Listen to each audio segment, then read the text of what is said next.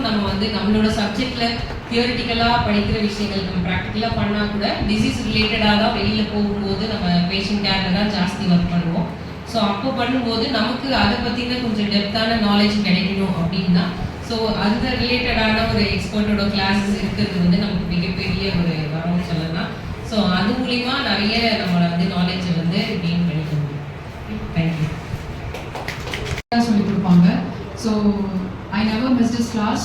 So இன்னைக்கு உங்களுக்கு sir மூலயமா இந்த ஈவெண்ட் வச்சு ஒவ்வொரு சப்ஜெக்டையுமே ஸ்பைன் பற்றி அண்ட் சக்ராஸ் பற்றிலாம் I am very curious. So today's session எப்படி இருக்க போகுது அப்படின்ட்டு. So you people are so lucky to get knowledge. Like practically, sir had so much of experiences in society. So அதெல்லாம் நம்ம learn பண்றதுக்கு we must அவங்களுக்கு time சொல்லணும். இந்த knowledge ஷேர் பண்றதுக்கு வந்து we must thankful sir. Thank you so much for your time and effort. Thank you so much sir.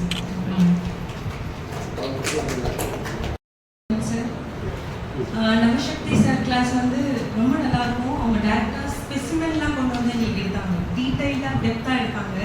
ஒரு செஷனுமே ஒரு டாக்டர் நமக்கு எடுக்கும் போது ஒரு டிசீஸை பற்றியான டெப்த்தான நாலேஜ் நமக்கு கிடைக்கும். நான் அனாட்டமியில் உங்களுக்கு கிளாஸ் எடுக்கும்போது நீங்கள் பார்த்துருக்கீங்க, நிறைய விஷயங்கள் சார் சொல்லி கொடுத்தது தான் எனக்கு. டீட்டெயிலாக ஜெஸ்டேஷனல் டயபெட்டிக்ஸ்லாம் அப்போ படிக்கும் போது எனக்கு தெரியாது. சார் தான் ஃபஸ்ட் டைம் அதை எனக்கு சொன்னது. அது அவர் மூலியமாக தான் நான் தெரிஞ்சுக்கிட்டேன். இன்னைக்கு கிளாஸ் முக்கியமான டாபிக் எப்படி ஸ்ட்ரெஸ்ஸை மேனேஜ் பண்ணுறது. ஸ்ட்ரெஸ் தான் இம்பார்ட்டண்டான ஒரு ரோல் ப்ளே பண்ணுது. நமக்கு டிசீஸ்க்கு ரூட் காஸாக இருக்குது. அதை எப்படி ஓவர் கம் பண்ணுறதுக்கு சாரோட செஷனில் தெரிஞ்சுக்கலாம். Thank you sir.